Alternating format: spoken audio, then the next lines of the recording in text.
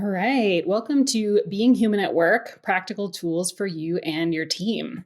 My name is Kim Wagner, and I currently lead the product team at Coupa, responsible for Coupa Travel. I've also been studying and practicing the 15 commitments of conscious leadership for over 5 years. And I've had a lot of fun learning how to integrate some of those tools at work. And so I thought I'd share some of that with you here today.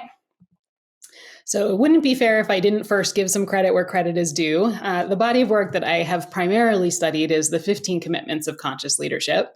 I borrow a ton of the content that I'm going to present to you today from this book, and they borrowed a lot of content from lots of other teachers that they studied with. And so this book is incredibly dense. There's a ton of really juicy things in there. And so if you like what you have heard today, for sure come to my interactive session after the talk, but also please do check out this book. It's been life-changing for me. Okay, let's go ahead and jump in. So we often talk about how product management is a combination of art and science. And the science is super important. This is what we do. This is data analysis, research techniques, etc. We absolutely want to build this skill set for both ourselves as individuals and for our teams. But the art, on the other hand, is what I want to talk to you about today. So this is really more about how we do what we do rather than what we do. In my opinion, the best PMs are really grounded in that science. They've got lots of skills in that area, but they actually spend most of their time improving on this side, on the art of product management. So there's really three primary concepts I want to cover with you today. The first is above and below the line. The second is facts and stories. And the third is making clean agreements. And so we're going to cover these three things here today. Okay, let's dive in. So the first concept here is above and below the line. You'll see on this slide, I've got a line in the middle, above the line, below the line. And above the line, this is where we're open, curious, committed to learning. This is where things are happening because I am an agent there. I am influencing the things that are happening in my life. Below the line, I'm more in that victim mindset. Things are happening to me. This is where a lot of shoulds are. We're closed, defensive. We're committed to being right. That's usually my tell. That's how I know I'm below the line. So really, this is a pretty simple tool. We know that we're more constricted below the line and more open above the line. And we like to say that one of these is not better than the other. Lots of really great things happen below the line. There's a really easy, especially for us high achievers, it's really easy to say, I want to be above the line all the time. It's not possible. We live most of our life below the line, and it's not intended to be worse or better. It's just different. So let's talk about how this can be applied at work. And the first tool is, of course, a personal one. So the first thing is to check your own state, figure out how you know if you're above or below the line. Again, I shared earlier, my tell is knowing when I'm really committed to being right. When I hear myself say things like the right thing to do is fill in the blank. That's how I know I'm below the line. And also, how do you know you're above the line? Often this is where I find myself less reactive. I find myself being much more curious about what people are saying.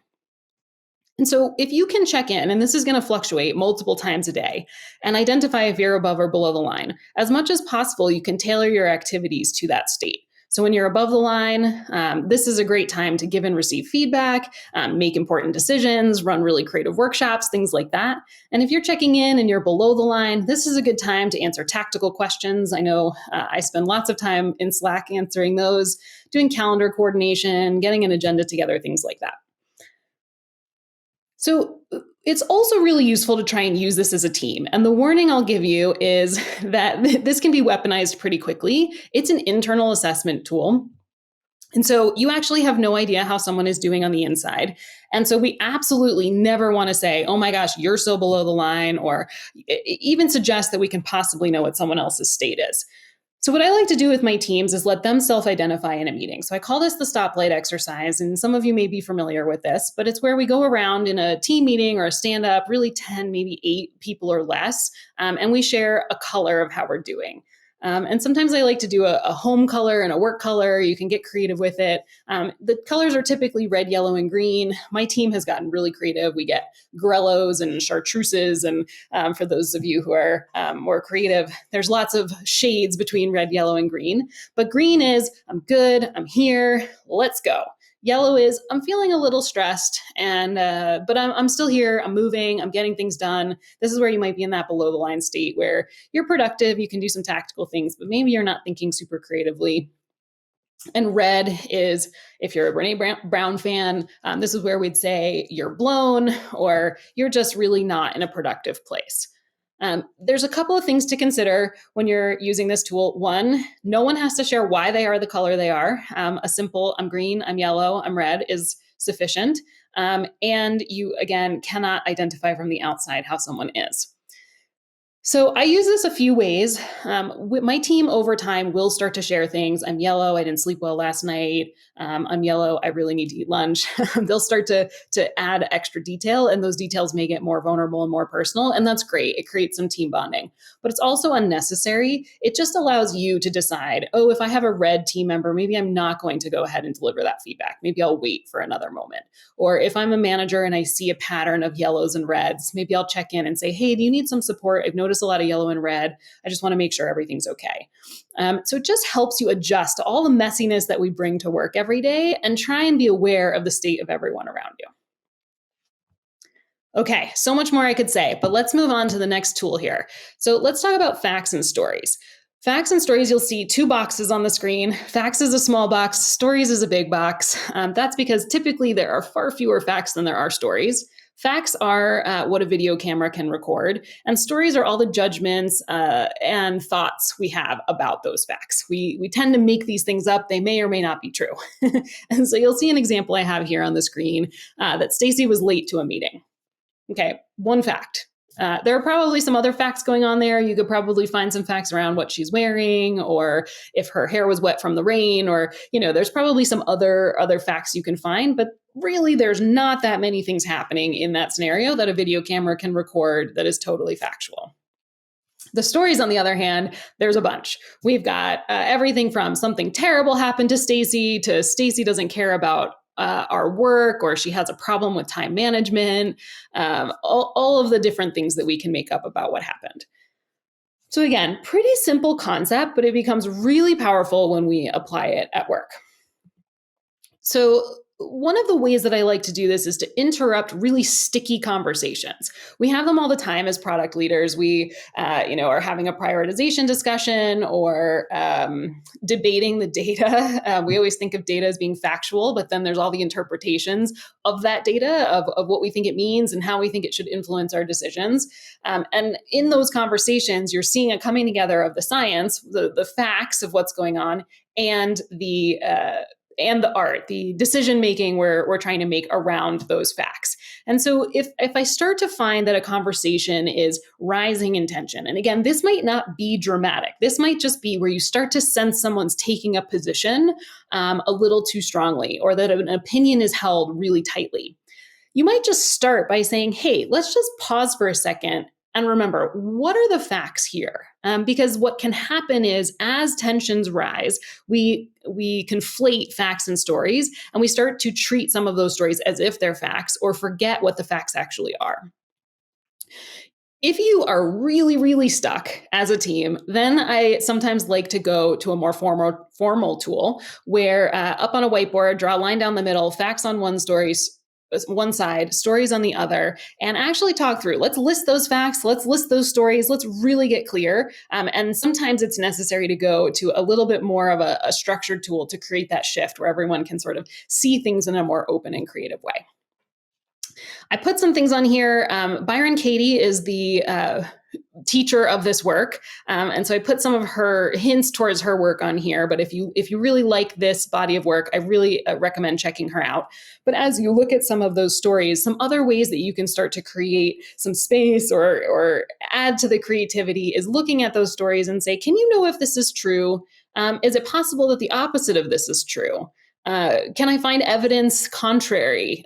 And the more you dig into each of those stories, the more you can start to find that maybe it's not as true as I thought it was, or maybe I'm not as attached to that story. And doing this in a group, it can be really, really powerful.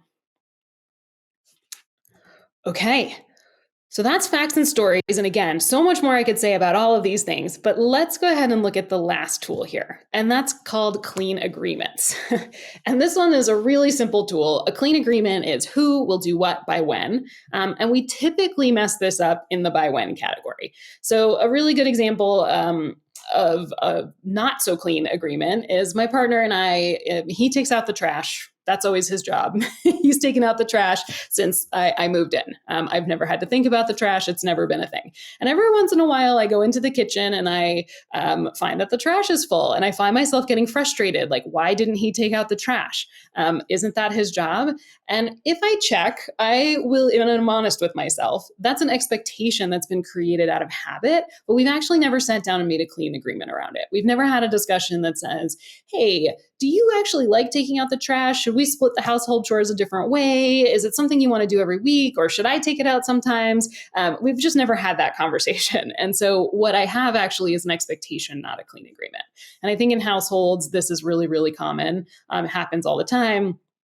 But it also happens in the workplace, especially as we work with people over time. We can create some habits where we actually have more expectations than we do clean agreements.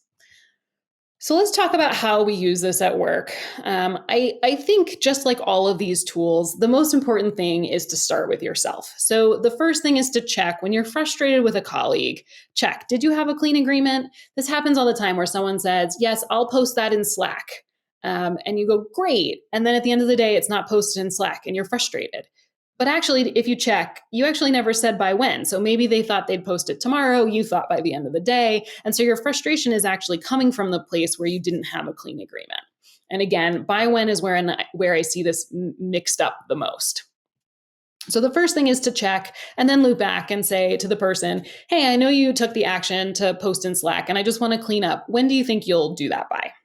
And can we make an agreement there? And that helps you come out of drama, come back into connection, and create an easier working environment free of some of that drama. The other thing I'll say is just like all of these tools, starting as the role model is a really great place to start. So you're not a police officer. You're not trying to track if other people are making and keeping clean agreements or calling someone out when they don't meet their agreement. Your job is to really role model this. And so when someone asks you to do something, you say, yes, I will do. Make sure it's a really clear definition and give your by when. And conscious leaders, we like to say, are going to keep 80 to 90% of their commitments. There's always going to be some where you need to renegotiate. Maybe you need to go back and say, I know I said I'd do that by Friday, but actually something came up. Is it okay if I get it to you by Wednesday? And then the third really important thing here is to do this at the end of meetings. I think any of you who have great meeting etiquette already know to loop back to your action items at the end of a meeting, but making sure each of those items are actually clean agreements. Who's going to do what by when, have a discussion about when it's important to have this work done, what's our next step, and make sure everyone understands what the expectations are. I will note, these are not directives. So if you're a manager and you are asking your team to do something, that's a directive, not a clean agreement. Clean agreements are where both people are agreeing to something, not where someone is being asked to do something by a superior where they have no choice. So I just want to make that distinction. And if that's interesting to you, please do join me at the interactive session. I love this stuff, but that's a particularly messy intersection, especially if you are a manager, you want to be making clean agreements, and you're not always sure if you're making a directive or making a clean agreement. So happy to talk about that more. I'll tee that one up. But that's clean agreements. Okay, so we covered our 3 tools. And again, there's a lot here. I would love for you to join me and talk more about it, whether it's something else, if you've read the book and you want to talk about that, or the tools that I have here. I'd love to hear if you have ways that you bring this work into your teams. There's lots of ways to bring not just this book, The 15 Commitments of Conscious Leadership, but mindfulness practices in general into your teams. And I'm always looking for new ways to do it. So thank you so much. And I look forward to seeing you at the interactive session. Thanks.